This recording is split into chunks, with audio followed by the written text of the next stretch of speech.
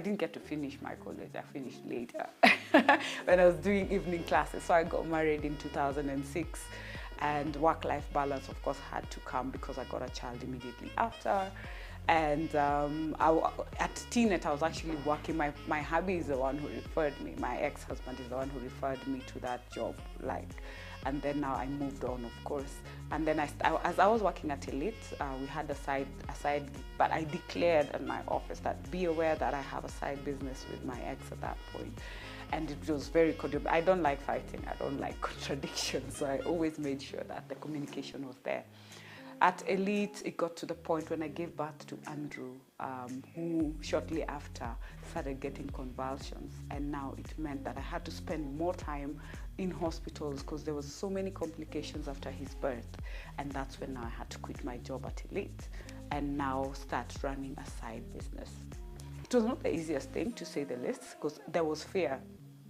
I was so afraid, especially when you've run a business and you see all the payments that have to be done. So that's the point where you need to really believe in your talent, your relationship, your social capital. So that's what I was holding on to. The people who've entrusted me with work all this time. But the one thing I did, if it was clients from my former employer, I'd categorically say, please talk to him before you come to me. And I think that earned me my respect in that space. And I've had long-term relationships to date with clients. We're talking about over 18 years of serving clientele.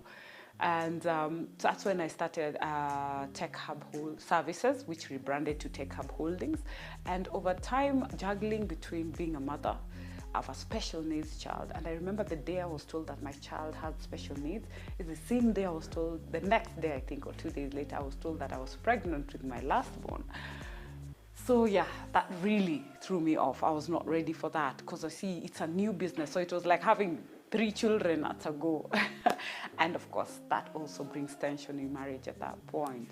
And there was a lot going, and I had to make a decision. So 6 years after the marriage, I decided to just let it go because you have to choose your battles. I believe sometimes you have to choose yourself. I opted to choose me and my children at that point. So of course, filed for divorce, and it was granted within a very short time because it was very clear. And it was raising my own kids because when I walked out, my child was 3 weeks old. I had given birth to him through CS. I had had an appendectomy 2 weeks after my delivery. So I was not in that state. Before I got Andrew, I had lost a child in between, which sent me into a space I was thinking I was not ready for. I feel like there was too much going on in my life. I was just I was at that point of, self-discovery, and I fell into depression, actually. I remember I attempted suicide. I was not successful. I believe God decided I'm not done with you yet. So that is one of the experiences that I learned, that you really need a society around you. But you see, the problem is most of the time as women, the minute we get married, everyone puts you aside. So you end up being alone, and you end up being with only your husband's friends as your friends. So even if you're going through stuff, you find that you don't have that support system.